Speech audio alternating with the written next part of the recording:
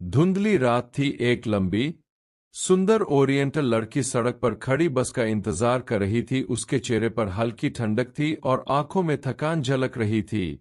तभी एक पुरानी सी बीएमडब्ल्यू कार उसके सामने आकर रुकी। कांच धीरे धीरे नीचे हुई और एक गोरे आदमी ने सिर बाहर निकाला। लड़की ने टूटी फूटी चीनी भाषा में कुछ कहने की कोशिश की, लेकिन उसने कोई खास ध्यान नहीं दिया। असल में यह वह कार नहीं थी जिसे उसने बुलाया था, लेकिन ड्राइवर डेविड इतनी जल्दी हार मानने वाला नहीं था। उसने उससे बात करने की कोशिश जारी रखी। कुछ मिनटों बाद, शायद मजबूरी में या फिर और देर न करने के लिए, लड़की ने आखिरकार कार का दरवाजा खोला और बैठ गई। डेविड गाड़ी चलाते हुए टूटी फूटी चीनी में बातचीत करने की कोशिश कर रहा था, मगर लड़की चुपचाप बैठी रही। दोनों सही से बात नहीं कर पा रहे थे, जिससे माहौल थोड़ा अजीब हो गया।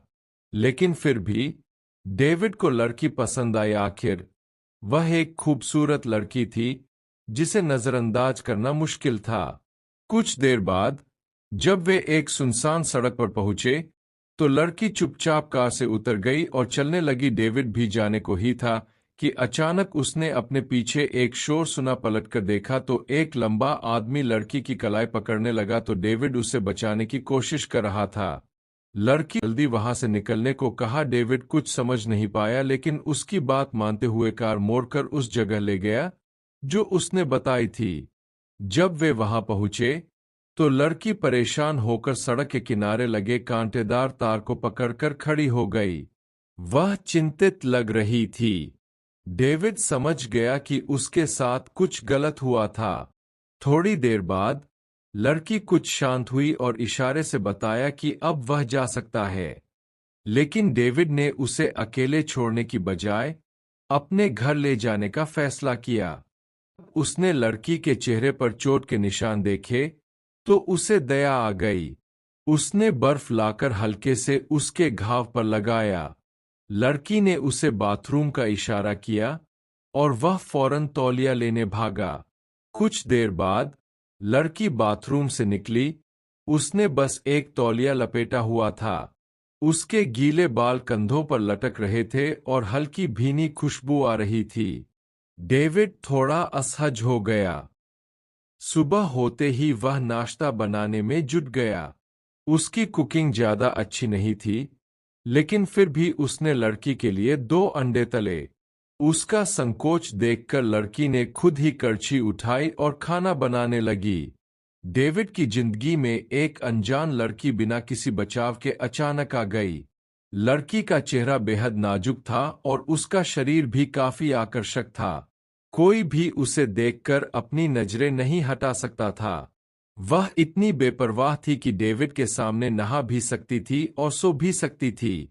डेविड की आंखों में छुपी उदासी डेविड को साफ दिख रही थी। उसे लड़की पर दया आ गई और जब वह बीमार पड़ी तो डेविड ने उसकी देखभाल में कोई कसर नहीं छोड़ी। उसने पूरी रात उसके पास बैठकर उसकी देखभाल की, उसे दवा और खाना दिया। जब शियाओमी थोड़ी सहज हो गई तो डेविड उसे आराम के लिए शहर से बाहर उपनगरों में ले गया।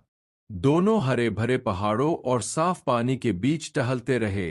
ऐसा लग रहा था जैसे वे अपनी पुरानी परेशानियों को कुछ समय के लिए भूल चुके हों। धीरे धीरे उनका रिश्ता गहराने लगा, जो सिर्फ दोस्ती तक सीमित नहीं रह गया था। डेविड को एहसास हुआ कि वह इस रहस्यमयी लड़की से प्यार करने लगा है। एक रात समुद्र तट पर टहलते हुए डेविड ने हिम्मत जुटाई और अपने प्यार का इजहार कर दिया। उसने एक खूबसूरत हार निकालकर शियाओमी को दिया। लड़की ने सिर झुकाकर हार ले लिया, लेकिन उसकी आंखों में अजीब सी भावनाएं उमड़ रही थीं। अचानक दूर से एक कपल अपने बच्चे के साथ आता दिखा। जब शियाओमी ने उस छोटी बच्ची को देखा तो उसका चेहरा सख्त पड़ गया और वह घबराकर भाग खड़ी हुई। डेविड ने उसका पीछा किया, लेकिन रास्ते में एक गैंगस्टर ने उसे रोक लिया। वह बदमाश शियाओमी को जानता था और काफी घमंडी अंदाज में उससे बात कर रहा था। लेकिन अब तक वह समझ चुका था कि शियाओमी का अतीत गहरे रहस्यों से भरा हुआ है। कुछ ही समय बाद डेविड की मुलाकात एक रहस्यमयी आदमी से हुई जिसने खुद को जासूस बताया। उस आदमी ने डेविड को एक सुनसान जगह पर ले जाकर उसे एक पुरानी तस्वीर दिखाई। तस्वीर